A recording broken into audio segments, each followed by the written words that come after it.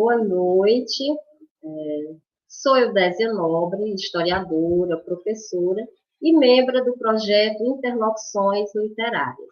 O Interlocuções Literárias é um projeto de entrevista do Grupo de Estudo e Pesquisa da História das Práticas da Saúde e das Doenças. O nosso objetivo é discutir a literatura na sua interlocução, né, com temáticas relativas à história das práticas da saúde, das doenças e de temas correlatos. Essa é a nossa sexta entrevista, né, e é com muita alegria que estamos recebendo como convidada a professora doutora Verena Alberti. O bate-papo terá como tema o livro Cheiro de Formiga, de autoria da nossa convidada. Na condução desse episódio, teremos Eudésia Nobre, eu, coordenadora desse projeto, Elane Gomes e Liliane Viana.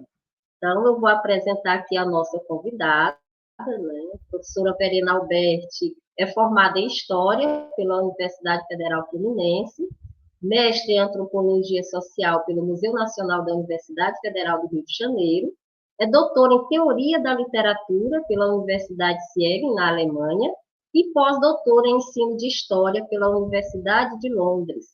É autora de livros e artigos nas áreas de História e Ciências Sociais, é professora da Faculdade de Educação da Universidade do Estado do Rio de Janeiro e da Escola Alemã Corcovado. Cheiro de Formiga é seu primeiro livro,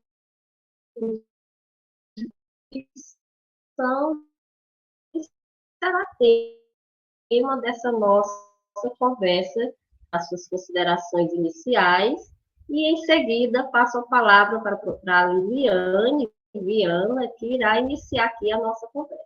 Seja muito bem-vinda. Fique à vontade. Eu que agradeço muito o convite de participar do GEP, né, do Grupo de Pesquisa de Práticas da Saúde e da Doença, de História, e fico muito contente de poder falar sobre o livro Cheiro de Formiga, né, que já foi apresentado com um vídeo muito bonito, e estou muito contente de poder conversar com vocês sobre o livro e agradeço demais. Ótimo. Verena, vou aqui fazer o nosso primeiro bloco, né, com as 3 primeiras perguntas. De antemão, eu gostaria de dizer que o livro é maravilhoso. Eu adorei, eu acho que todo mundo, né, que realmente que vai fazer essa entrevista adorou. Mas a minha primeira pergunta é relacionado mesmo, né, em relação ao título, né? Aqui, Cheiro de Formiga, assim como está escrito na orelha do livro, trata-se de uma obra que surge a partir da experiência de estudar a produção literária direcionada para crianças, né? Que vai se enquadrar aí na categoria infanto-juvenil, trazendo desenhos que representam partes da narrativa. Todavia, na nossa interpretação, né, aqui de leitores, é uma obra para todas as idades, pois ela vai discutir questões e temas pertinentes à experiência humana. E aí a minha pergunta é, como surgiu e como amadureceu a ideia para o desenvolvimento do livro, bem como o pensamento de incluir os desenhos ao longo da história? Há uma relação entre a ideia principal e esses desenhos? Muito obrigada assim, pela pergunta, fico contente de saber que vocês gostaram do livro. Nossa, quando a gente escreve, tanto livros de ficção quanto livros acadêmicos, eles vão para o mundo, né? E a gente fica na expectativa e eles ganham vida própria. E eu fico muito contente, muito gratificada também de ter essa acolhida de vocês, né? E eu acho também que é um livro para todas as idades, como você falou, né? E, aliás, o editor da editora, que é a editora do livro é Atuar, editora, né? O editor, que é Eduardo Lacerda, também disse isso, né? Um livro para todas as idades. Na editora, inclusive, no catálogo da editora, o livro consta como romance, ou seja, não é nem infantil nem juvenil, é romance e pronto, né? Você falou sobre a orelha do livro, né? Quem escreveu a orelha foi Ana Cláudia Ramos, escritora de literatura infantil e juvenil, com quem eu iniciei uma oficina online no começo de 2021, ainda na pandemia.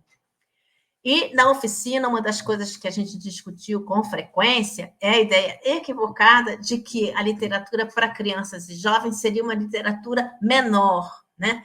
A Ana Cláudia fala bastante, assim, costuma dizer que as pessoas falam assim, não, é um livrinho, né? Como se fosse um livrinho para criança, né? E a gente, enfim, gostaria de pleitear a ideia de que seja uma literatura sem adjetivos, né? Não é infantil, não é juvenil, mas acabar sendo qualificada desse jeito. Então, eu fico muito contente também de ser considerado um romance na editora Patuá. Na verdade, as pessoas confundem literatura infantil com livros informativos para crianças e jovens, né? Eu não tenho nada contra livros informativos, eles são importantes na formação, enciclopédia, tem um livro que é para aprender sobre o clima, sobre o corpo humano, sobre sociedade, há vários livros informativos, mas literatura e romance tem a ver com fruição, com gostar de ler, com querer saber como continua a história, não querer largar o livro, essas coisas. Então, é isso que a gente, no caso da literatura, aprecio também isso. Uma vez eu ouvi uma professora dizendo que lê o livro, um outro debate que eu fui, estava lendo o livro na Páscoa, e acabou adormecendo, e ela sonhou com o personagem Cheirinho. Isso, assim, uma coisa que, para mim, é muito evidente isso, né? Desse prazer da fruição, né? De querer saber mais, e ela sonhou como continuava a história. Acordou e foi logo, pegou o livro para saber como continuava a história. Mas, então, voltando à pergunta sobre como surgiu o Cheiro de Formiga.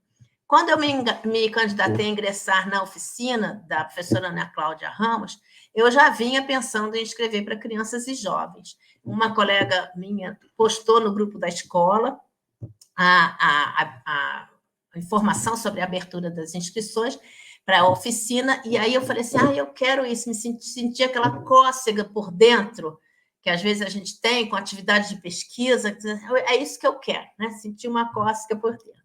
Os encontros aconteciam às segundas à noite. Eu continuei nessa oficina até janeiro desse ano, quando eu tive que parar, porque meu horário na UERJ mudou. E quase sempre depois do encontro, naquela época, em 2021, eu ainda ficava pesquisando, estudando, também escrevendo.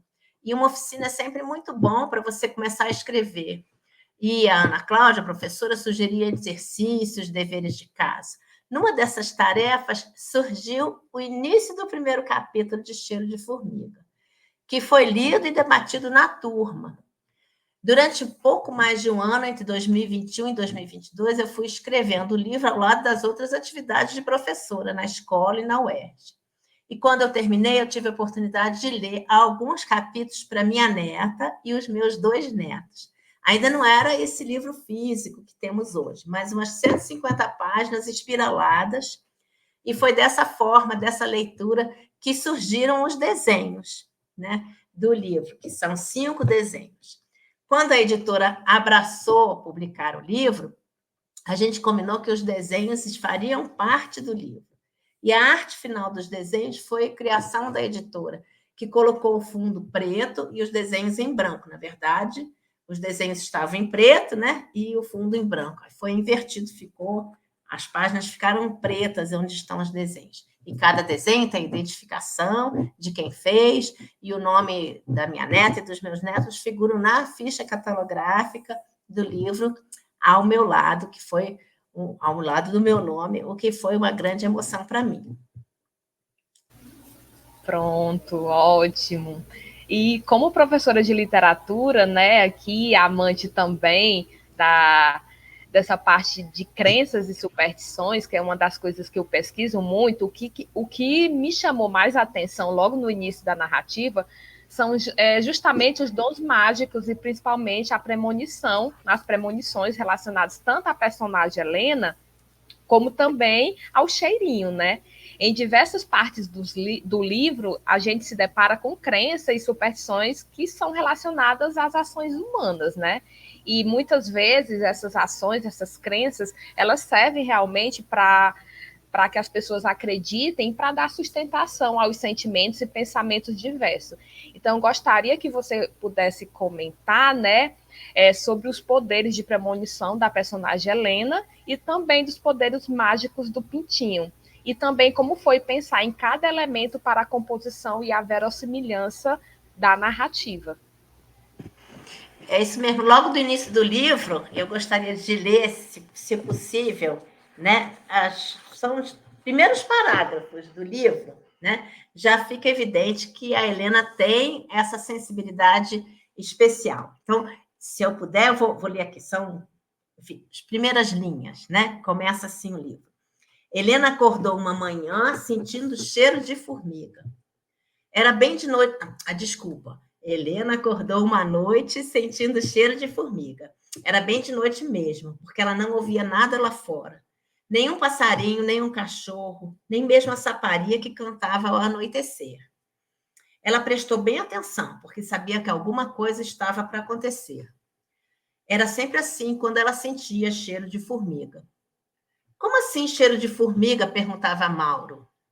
Pois é, ela não sabia nem se formiga tinha cheiro, mas aquilo era, sem dúvida, cheiro de formiga. Desde pequena, ela sentia aquilo. Um cheiro que se instalava no nariz, mas não era fedorento. Era um cheiro meio de ferrugem. Ficava ali um tempo e depois sumia. De manhã, ela contou para o Mauro, enquanto eles tomavam café. Essa noite, senti cheiro de formiga. Mauro olhou para ela, mas não disse nada. Sabia que, naquele dia ou no outro, alguma coisa diferente ia acontecer.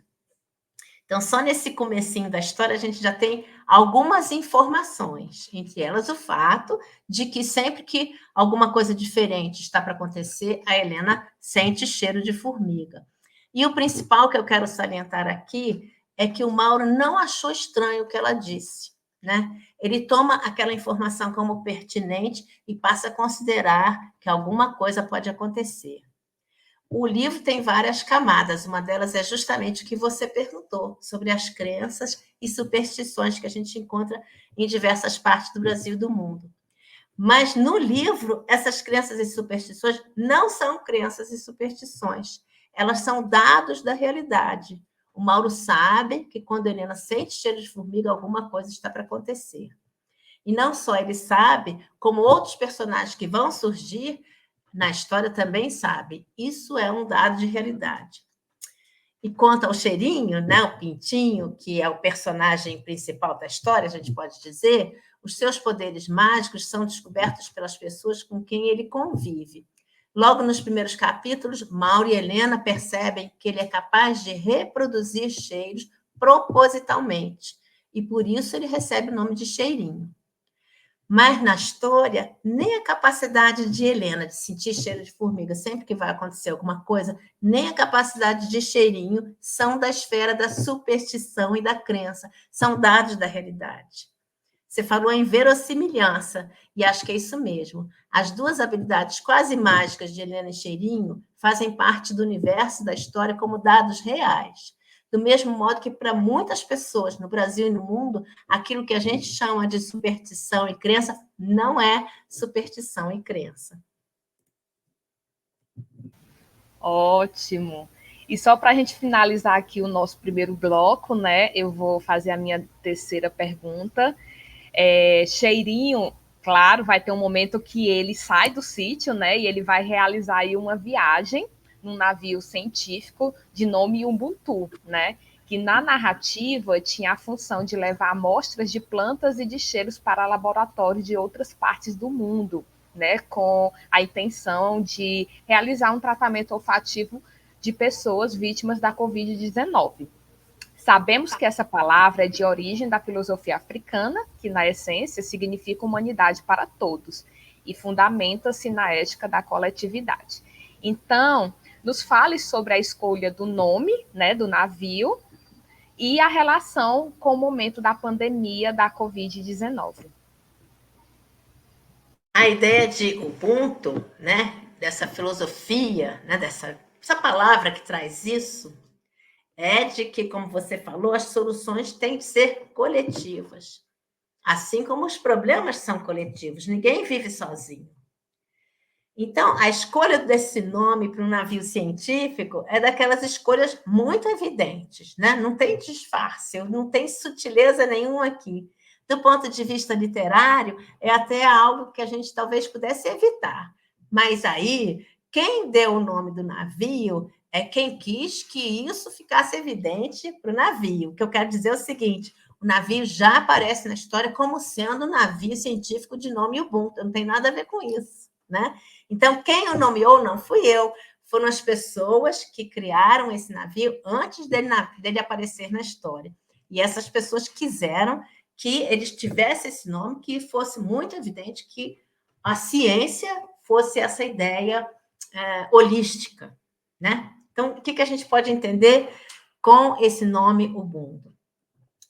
O livro tem várias camadas, como eu disse, e tudo bem se o leitor e a leitora não perceberem essas camadas. O mais importante, como eu disse, é a fruição, gostar de ler, se divertir com a história. Mas uma das coisas que a gente pode pensar, tanto em relação ao Ubuntu, quanto em relação às capacidades mágicas de Helena e Cheirinho, é a possibilidade de uma existência mais holística, justamente, e menos individualista. Eu gosto muito de usar uma frase que eu aprendi com um amigo jurista. A frase diz o seguinte: quando a gente nasce, a gente é mergulhado num caldo cultural. Quer queiramos, quer não, a gente acaba partilhando e incorporando as ideias e os valores da nossa cultura. A cultura ocidental moderna, na qual a gente foi mergulhado, geralmente aparece para nós como a única possível, como se fosse a norma. Nessa cultura, a gente sabe, o importante é a satisfação individual, o esforço individual para chegar ao sucesso e assim por diante. Isso está de tal forma incrustado em nós que a gente acha que sempre foi assim. Então, só para dar um exemplo. No mundo medieval, se um mendigo aparecesse na frente da minha casa, eu provavelmente iria acolhê-lo, dar um prato de comida, não deixaria ele ficar no frio e com fome. Por quê? Porque podia ser Jesus Cristo disfarçado de mendigo. Já hoje, a gente passa pelas pessoas em situação de rua na rua e vira o rosto para não ver. Enfim, esse exemplo tem várias limitações também, mas ele nos ajuda a pensar que nem sempre o mundo foi como nós o vemos hoje. E mais, os valores individualistas são muito recentes, datam lá do iluminismo e são restritos a determinadas sociedades ou a grupos sociais dentro dessas sociedades. Eu arriscaria dizer, apesar da hegemonia desses valores e de eles ditarem as regras em muitas relações entre os povos, eu arriscaria dizer que esses valores não são a norma. A norma é o coletivo. A norma é a simbiose com a natureza, com a árvore, com a terra, com a pedra. A norma são superstições e crenças, não como superstições e crenças, e sim como dados da realidade. Tem um personagem no livro que trabalha no navio, Ubuntu, Cláudio, que tem tudo a ver com isso que eu quero dizer. Ele é uma pessoa que se conecta com o mundo através de todos os sentidos. Aliás, outro dia eu li que nós temos muito mais do que os 5 sentidos que a gente aprende na escola. Então, por exemplo, o Cláudio medita, e em determinada altura da história ele consegue uma comunicação com o Pintinho e os dois estão meditando juntos. Aí eles ficam em silêncio durante um tempo. Então, essa ideia dessa simbiose com a natureza e dessa ideia holística é que está pensada, né, nessa palavra escolhida, muito evidentemente não por acaso, que é o Ubuntu. Boa noite. Bom, primeiro eu queria dar parabéns pelo livro, eu adorei também, né? Nossa! Assim, muitas anotações, porque vão surgindo várias temáticas ao longo da leitura, e eu vou dar continuidade, né, ao bloco de perguntas, e eu gostaria de pedir para você falar um pouquinho, né, entre essa relação do tempo da ficção e da realidade. O seu livro ele aborda, de alguma forma, dentro desse contexto todo, a pandemia de Covid-19, E eu queria saber quais aspectos, né, dentre tantos, que são vários que você aborda, o que você priorizou na sua escrita, né, dentro dessa produção? É muito interessante você falar disso, né, do tempo da ficção e da realidade. O livro foi escrito na pandemia, entre 2021 e 2022, mas ele só foi publicado no ano passado, no final do ano passado, no final de 2023. Então, quando eu estava trabalhando com a editora para fazer a revisão dos originais, eu tive uma espécie de estranhamento em relação ao nosso cotidiano durante a pandemia. Eu já tinha me esquecido desse cotidiano. Mas no livro, os personagens usam máscara, lavam tudo que compram no supermercado, deixam de quarentena aquilo que não pode ser lavado, fazem teste de Covid depois de 3 dias com sintomas, perdem o olfato, ficam isolados. Na escola, na hora do lanche, as crianças se sentam afastadas uma das outras. Enfim, tudo que a gente viveu durante os anos de pandemia aparece ali no livro. Então, o livro é um livro de ficção, sem dúvida, mas é como se ele fosse um documento de realidade daquilo que vivemos e que a gente já esqueceu. É como se ele trouxesse aquele tempo de realidade, apesar de ser ficção. Eu lembro que quando eu li o início do primeiro capítulo na oficina literária, isso foi em janeiro ou fevereiro de 2021, um colega colocou a seguinte questão: não seria um livro muito datado? Isso não seria um problema?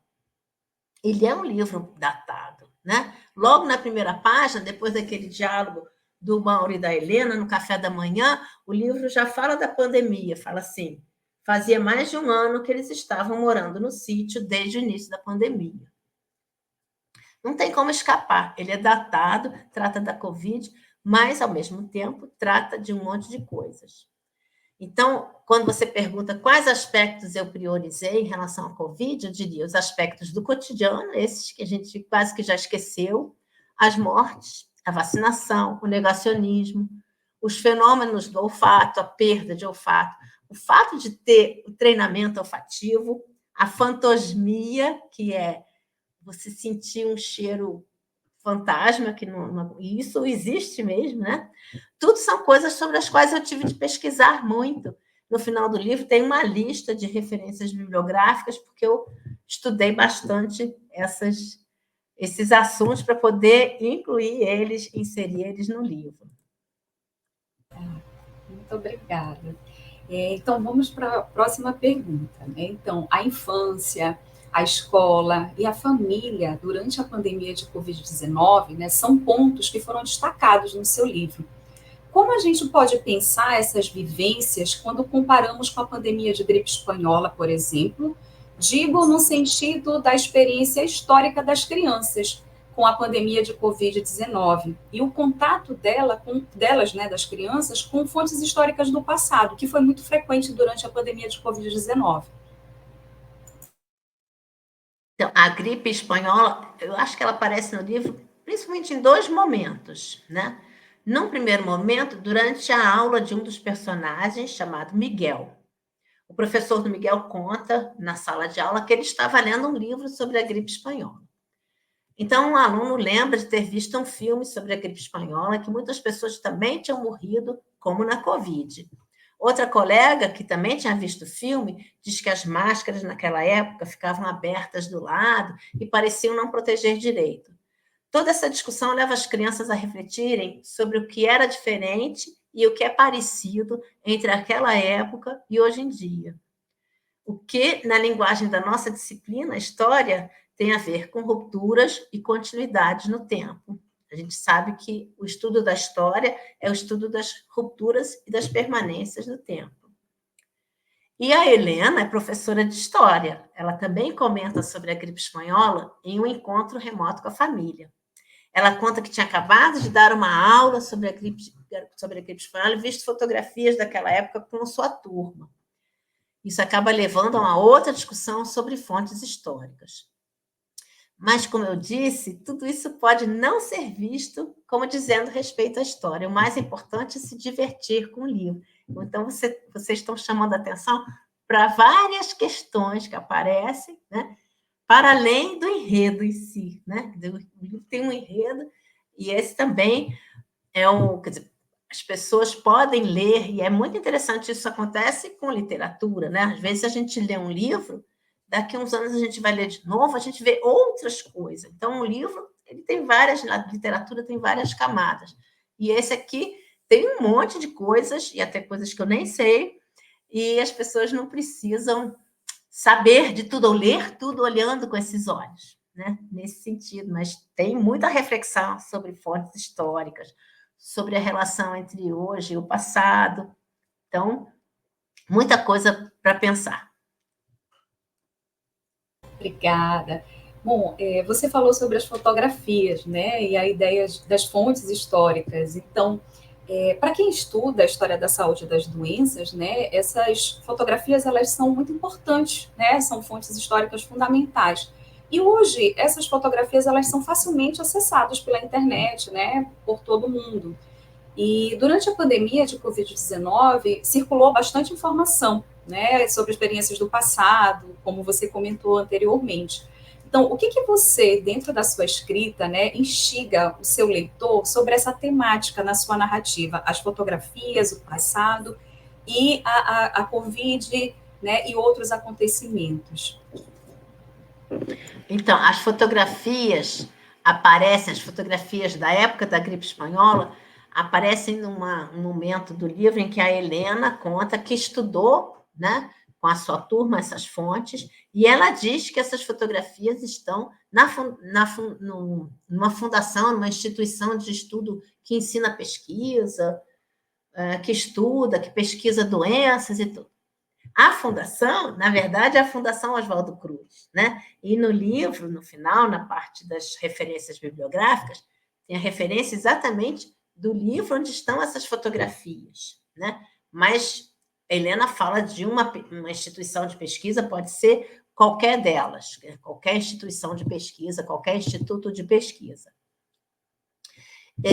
E ela comenta uma fotografia especial, que também é comentada pelas autoras do livro que eu faço, ao qual eu faço referência aqui na bibliografia, né?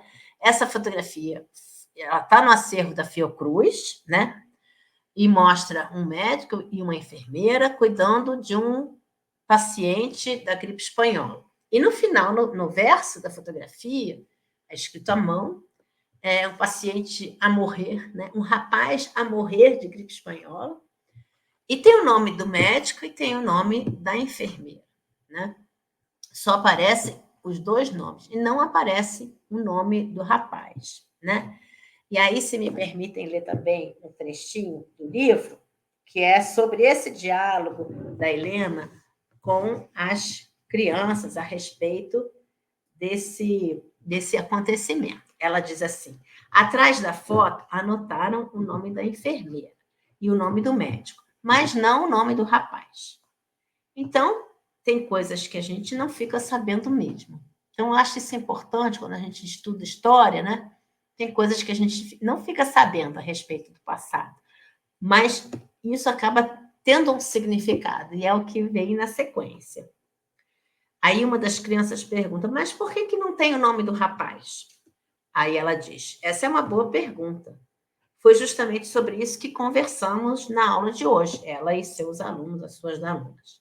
A gente concluiu que o nome do rapaz não era importante para as pessoas que guardaram a foto. O importante era mostrar o trabalho de quem estava cuidando dos doentes. Aí outra criança diz assim: eu acho que tinha que escrever o nome de todo mundo. É verdade, ela diz. Mas justamente porque não escreveram o nome do rapaz, a gente acaba entendendo mais coisas daquela época. Por isso, é sempre bom pensar naquilo que a fonte diz e naquilo que ela deixa de dizer. Esse é um pequeno diálogo no meio da história, né? E que vai apresentar essas questões de como analisar uma fonte, né? Então, o fato de a fotografia não mencionar o nome do rapaz doente já nos informa muito sobre o que, naquele momento, as instituições de saúde consideravam importante guardar. Isso é importante para quem estuda história.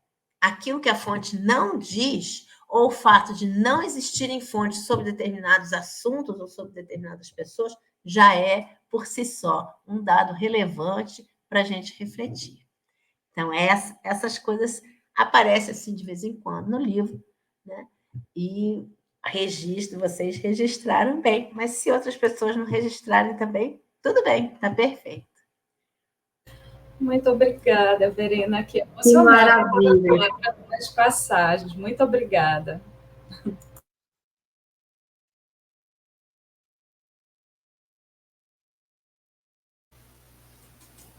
Bom, eu acho que a Ildésia, né, a internet dela deve ter travado. Nós vamos aqui para o bloco 3, viu, Verena? Ótimo. E aí, no bloco 3, a gente vai entrar nessa parte agora da memória, né? Que é justamente o bloco que a gente realmente queria chegar a tempo, né? E aí, no que se refere à história, né, do odor e da memória, Le Breton, no livro Antropologia dos Sentidos, afirma que a memória olfativa se inscreve duravelmente no tempo. Ela é um traço da história e da emoção reavivado pelas circunstâncias. Essa é uma questão que permeia toda a narrativa do seu livro, né, associada também à perda do olfato pelas vítimas da Covid-19. Trazendo elementos para reflexão, tais como cheiros que já não existem mais, cheiros de diferentes culturas, cheiro de fantasma, né, também. Como foi compor uma narrativa a partir da vasta pesquisa documental feita sobre o tema, que se insere nessa sensibilidade apontada por Le Breton. E leva também o leitor e a leitora, né, a refletir sobre a importância da memória olfativa na recuperação das vítimas da Covid-19.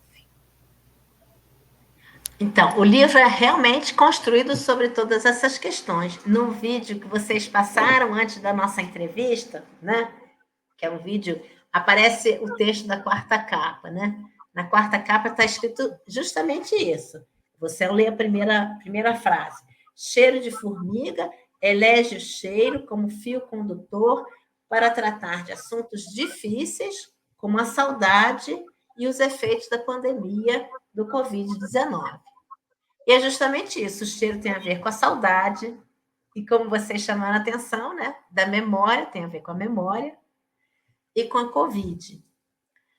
Hoje em dia, quando você está longe das pessoas, seja isolado porque você está doente, seja distante mesmo, você pode até ouvir a voz das pessoas e ver a imagem delas pelo celular, mas você não consegue sentir o cheiro. Tem uma frase no livro que diz exatamente isso. Na verdade, ninguém consegue sentir cheiro pelo celular. Uma jornalista, inclusive, escreveu um artigo com essa frase, a partir do livro, né, comentando o livro. Ela falou sobre isso, né? Destacou essa frase: ninguém consegue sentir cheiro pelo celular. Mas, algumas vezes, a vontade de estar perto da pessoa faz a gente imaginar o cheiro, né? Então, tem cenas em que as pessoas veem-se umas às outras pelo celular, passa o cabelo assim na câmera do celular, e é como se a pessoa sentisse o cheiro do cabelo, né? Tem uma das personagens que diz que a camisa que ela tinha ganhado do avô e da avó um tempo atrás ainda tinha o cheiro da avó, né? Então, isso acontece também com o treinamento olfativo, que é uma coisa que, como eu falei para vocês, eu estudei, né? Cientificamente, para saber como estudei dentro das limitações, né? Não científica inteiramente, mas fui atrás das informações. Uma das viajantes do navio Ubuntu, a Maria Augusta, uma bióloga, ela tinha perdido o olfato para determinadas coisas. Então, com a ajuda de um outro cientista que estava, um neurocientista que também estava viajando com o navio, que estava investigando como que fazer esse treinamento olfativo, ela fez todo um exercício para voltar a sentir determinados cheiros. E isso também foi muito interessante, porque ela acaba, não sei se eu posso ler, né, mais uma parte do livro em que essa Maria Augusta está tentando sentir o cheiro. No navio, havia vários cheiros sendo transportados, né? Várias amostras de cheiros, como vocês mesmas já falaram.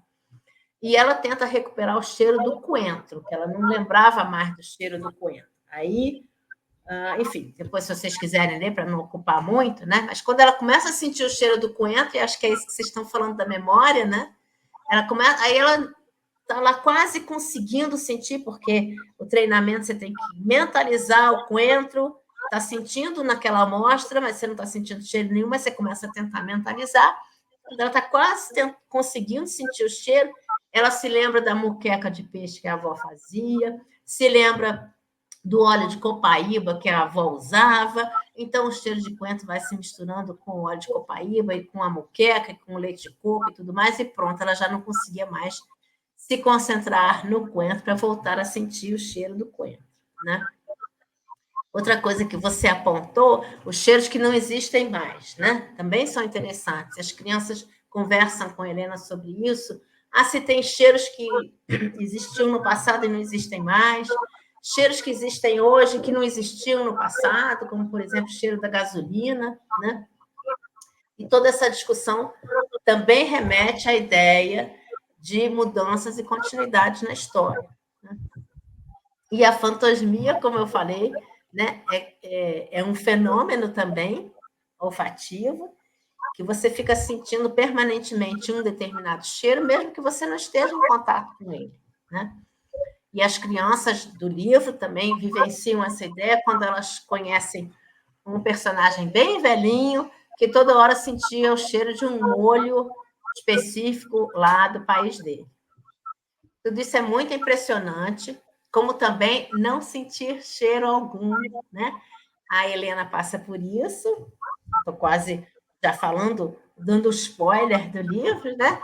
Mas a Helena passa por isso também, e ela se desespera quando descobre que ela perdeu o olfato e não consegue mais sentir os cheiros da sua casa. Aí ela fala para o Mauro assim: o tempo parou. Aí o Mauro não entende e ela explica: a duração das coisas, os acontecimentos. Então é como se o cheiro tivesse a ver com o tempo, né? Com a passagem do tempo. Então tem aí várias possibilidades, né? Relacionando memória e cheiro.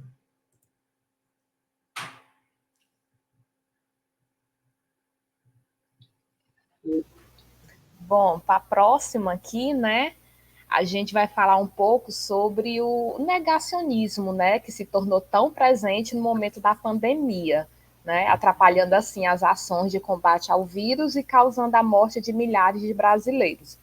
Bom, no seu livro, a gente pode perceber a ação violenta dos negacionistas em dois momentos. No supermercado, com ataque direcionado à personagem Helena, e no navio Umbuto, né, direcionado aos cientistas. Então, qual ou quais mensagens você quis transmitir aos leitores com essas passagens na narrativa? Isso. O cheirinho, né, como a gente tem falado, ele é um pintinho que sabe reproduzir cheiros quando ele quer. Cheiros que ele vai aprendendo e ele escolhe aquele cheiro que ele quer reproduzir em determinado momento, né?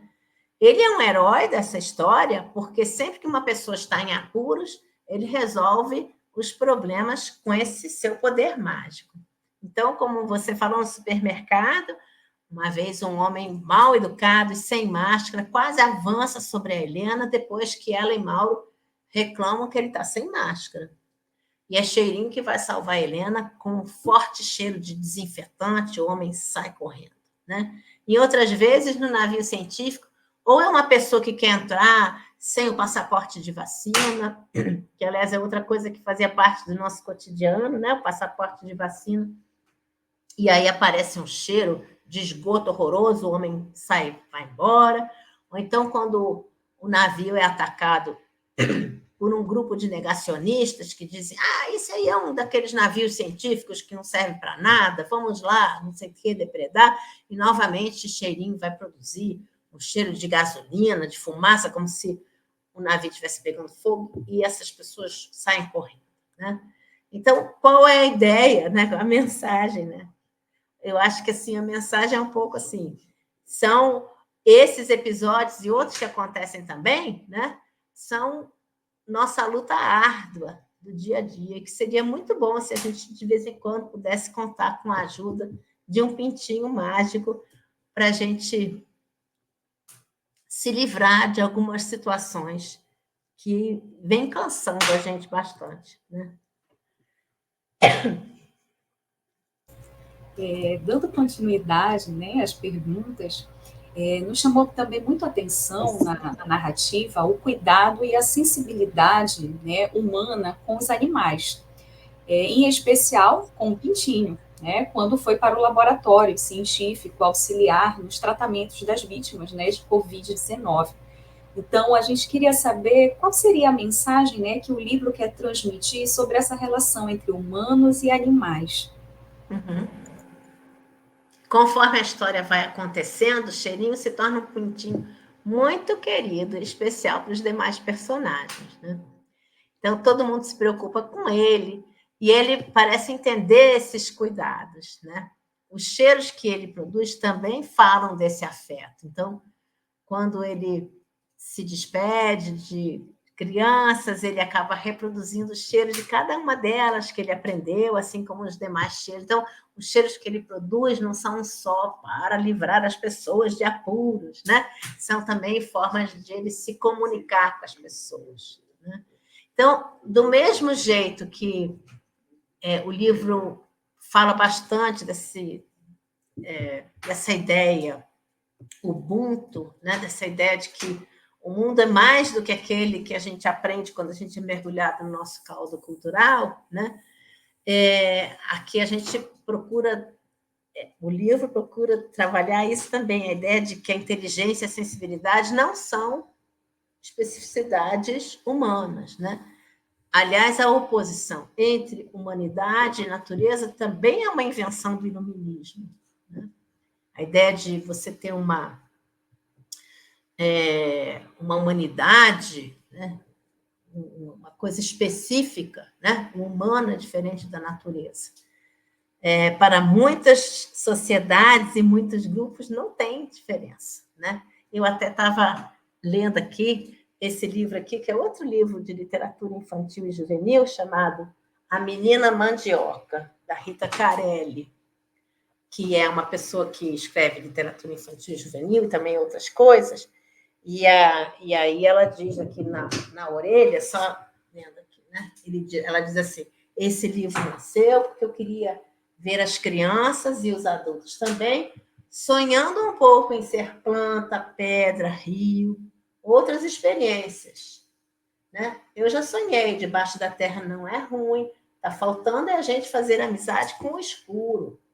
Só depois de criar raiz é que a folha bebe luz.